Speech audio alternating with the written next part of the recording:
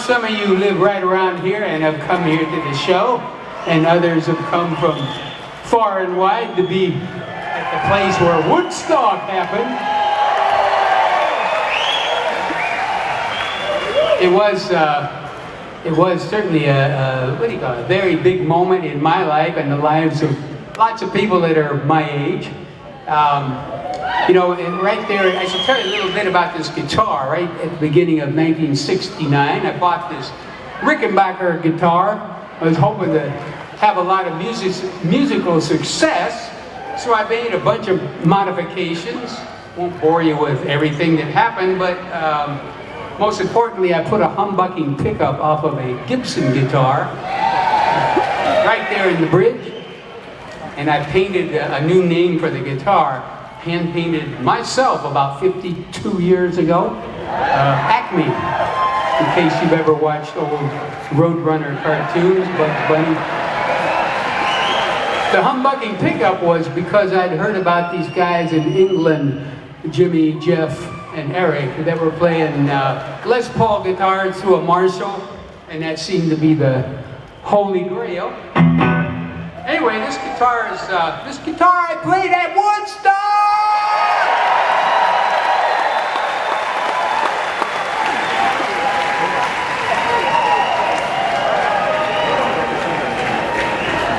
And that old amplifier too, matter of fact. That thing's almost as old as me. That Woodstock was kind of a strange deal. You know, they called me up in, I think April, something like that. Said, hey John, why don't you come up to Woodstock and bring Creedence?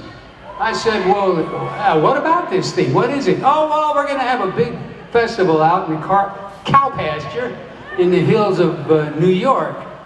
And I said, okay. Tell you what, give us a good spot on the bill. The guy on the phone says, 9 o'clock Saturday night, you are top billing. That's prime time, fella. I said, all right, man, we'll be there. What he didn't tell me was, you're gonna follow the Grateful Dead.